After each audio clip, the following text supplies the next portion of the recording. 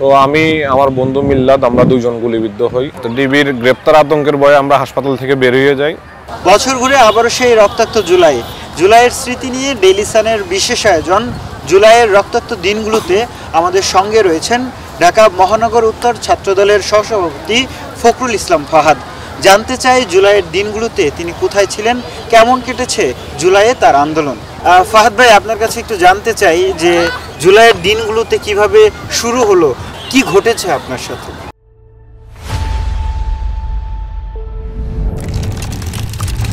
কোটা সংস্কারের দাবিতে বৈষম্য বিরোধী ছাত্র আন্দোলনের প্ল্যাটফর্মে সর্বপ্রথম কোটা আন্দোলন শুরু হয়।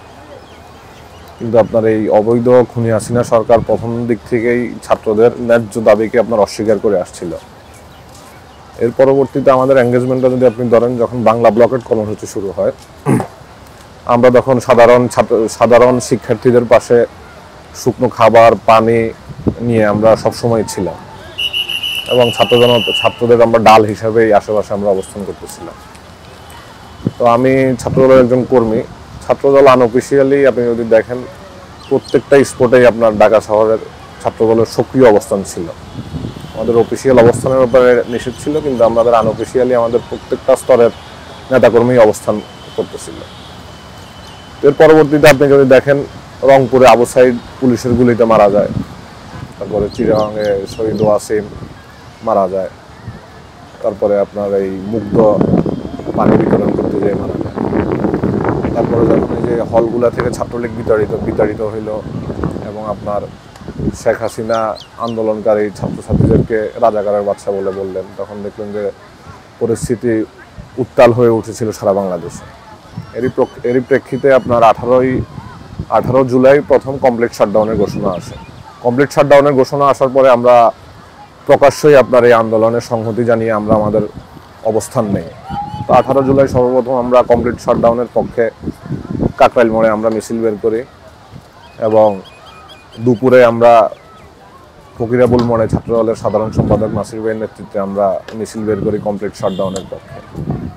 এবং দুপুরের পরে শান্তিনগর যে মোড়টায় আছে ওইখানে আপনার হাবিবুল্লাহ বাহার কলেজ, তারপরে উইলস লিটলস ফ্লাওয়ার স্কুলটা বিকরণিসার সাধারণ ছাত্রছাত্রীর অবস্থান নেয়। তাদের সাথে সাথে আমরাও ওইখানে অবস্থান নেই দিনব্যাপী। পুলিশের সাথে ওইখানে ধাওয়া পাল্টা দেওয়া চলতে থাকে। তো আমি আমার বন্ধু মিল্লাত আমরা দুইজন গুলিবিদ্ধ হই। এর 2 মিনিট আগে আমাদের সামনে আমাদের দুজন ভাই শাহাদাত বরণ করেন। গুলিটা আমার এই যে গাড়ের মাঝখান দিয়ে ঢুকে গালের ডান পাশ দিয়ে বের হয়ে যায়, চাইনিজ রাইফেলের বুলেট। তো গুলিবিদ্ধ হওয়ার পর আমি সেন্সলেস হয়ে যাই। সেন্সলেস হওয়ার পরে আমার সাথে যারা ছিলেন ওনারা আমাকে নয়াপল্টন ইসলামী ব্যাংক হাসপাতালে নিয়ে যান। নয়াপল্টন ইসলামী ব্যাংক হাসপাতালে নিয়ে যাওয়ার পরে ডাক্তার আমার কন্ডিশন দেখে বললো যে এই রোগী তো বাঁচার চান্সেস খুব কম, আপনারা ঢাকা মেডিকেল নিয়ে যান। তো আপনারাও জানেন ঢাকা মেডিকেলের তৎকালীন অবস্থা খুব বেশি ভালো ছিল না, ট্রিটমেন্ট পাচ্ছিল না, মানুষজনকে ট্রিটমেন্ট দিচ্ছিল না। পরে আমাকে এই যে শান্তিনগর অরোরা হাসপাতালে নিয়ে আসে। অরোরা হাসপাতালে নিয়ে আসার পরে 2 দিনের মতো আমি আইসিইউতে ছিলাম। আইসিইউতে থাকার পরে অপারেশন করে। অপারেশনের পরে পরিস্থিতি একটু স্টেবল হয়। স্টেবল হওয়ার পরে আমরা 1 সপ্তাহের মতো অরোরা হাসপাতালে থাকি।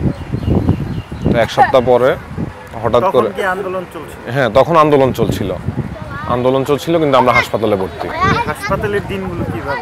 হাসপাতালের দিনগুলো তো আপনার এই অসহ্যনীয় ছিল আর কি।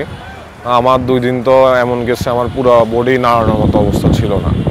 আমাকে মুভমেন্ট করাইতে হলে আপনার হাত পা চারোটা ধরে আপনার নাড়ানো লাগতো। গাড় ফুলে গেছিলো, ইন্টারনাল ব্লিডিং হয়ে গালের ডান পাশ মাংসপেশি পুরো একদম মানে বের হয়ে গেছিলো এবং খাবার খাইতে পারতাম না, লিকুইড খাবার খাইতে হইতো।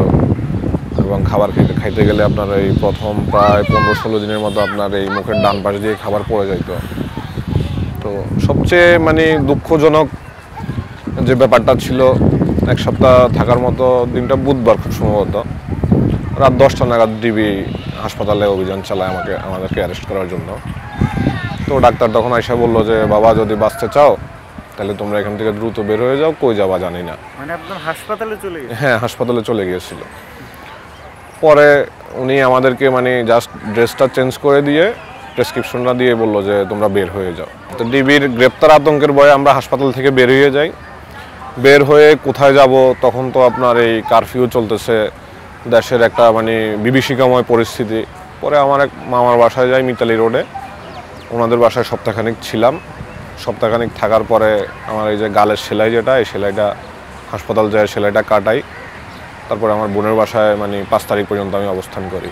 জুলাই আন্দোলনটা নিয়ে যদি আপনি দেখেন, বিএনপির ভারপ্রাপ্ত চেয়ারম্যান জনাব তারেক রহমানের নির্দেশনায় বিএনপির প্রত্যেকটা স্তরের নেতাকর্মীদের সক্রিয় অংশগ্রহণ ছিল। এবং আপনি যদি আরেকটা জিনিস দেখেন, একক ছাত্র সংগঠন হিসেবে ছাত্রদলের প্রায় শতাধিক নেতাকর্মীর উপরে শহীদ হয়েছেন। বিএনপির প্রায় 470-72 জনের মতো আপনার বিএনপি, যুবদল, ছাত্রদল, শ্রমিক দল মানে অঙ্গ সংগঠনগুলোর নেতাকর্মী শহীদ হয়েছেন। এরপরও আপনি বিএনপি কিন্তু এই আন্দোলনের একক কোনো কৃতিত্ব দাবি করে নাই, কারণ এই আন্দোলনের সবার সক্রিয় অংশগ্রহণ ছিল। কারণ আমরা তো আন্দোলন সময়কালীন গুলিবিদ্ধ হওয়ার আগ পর্যন্ত আমরা মাঠে মানে দিন রাত সক্রিয় ছিলাম। কিভাবে কি করা যায় এগুলো নিয়ে আমাদের মধ্যে মানে বিভিন্ন প্ল্যানিং ছিল। তো আমরা দেখেছি আন্দোলনে ছাত্রদের অংশগ্রহণ ছিল, শ্রমিকদের অংশগ্রহণ ছিল, দিনমজুরদের অংশগ্রহণ ছিল, মাদ্রাসার ছাত্রদের অংশগ্রহণ ছিল, ফুটপাতে যারা থাকে টোকাই ওদের অংশগ্রহণ ছিল। তো আসলে এই গণ অভ্যুত্থানটা কিন্তু আপনার সকল মতের, সকল শ্রেণী পেশার মানুষের কিন্তু অংশগ্রহণ ছিল। এবং সকল মত পদ যখন বিভেদ বলে এক প্ল্যাটফর্মে এসে দাঁড়াইছে যে না স্বৈরাচারকে হটানো দরকার, তখন কিন্তু স্বৈরাচারের পতন ঘটছে। স্বৈরাচার কিন্তু তখন আর মনে করেন আপনার ক্ষমতা ধরে রাখার সুযোগ পায় নাই। আমি আমার ব্যক্তিগত একটা অভিজ্ঞতা শেয়ার করি আপনার সাথে। 2013 সালে যখন বিএনপি চেয়ারপারসন মার্চ পর ডেমোক্রেসি কর্মসূচি ঘোষণা করেন, আমি ওই প্রোগ্রাম সফল করতে যেয়ে অ্যারেস্ট হই মিরপুর থানায়। তো আমাকে ওসি সালাউদ্দিন তখন অ্যারেস্ট করছিল। পরবর্তীতে আপনারা জানেন সালাউদ্দিন হোলি আর্টিজানের ঘটনায় মারা যান। তো আমাকে 9 দিন রিমান্ডে রেখে অকথ্য নির্যাতন, মানে নির্যাতনের যে ভাষাগুলো মানে ব্যবহার করা যায় না, নির্যাতন করে। পরবর্তীতে যাই হোক 6 মাস জেলে থাকার পরে আমি জামিনে বের হই। তারপর পরবর্তীতে আপনারা জানেন 15 অবরোধ, তারপরে ম্যাডামের হাজিরা, 18 নির্বাচন বা 23-এর 28 অক্টোবর পরবর্তী যে আন্দোলন, সেই আন্দোলনে আমাদের সক্রিয় অংশগ্রহণ ছিল। For more updates, follow us on Facebook, subscribe our YouTube channel, get the latest update on www.daily-sun.com.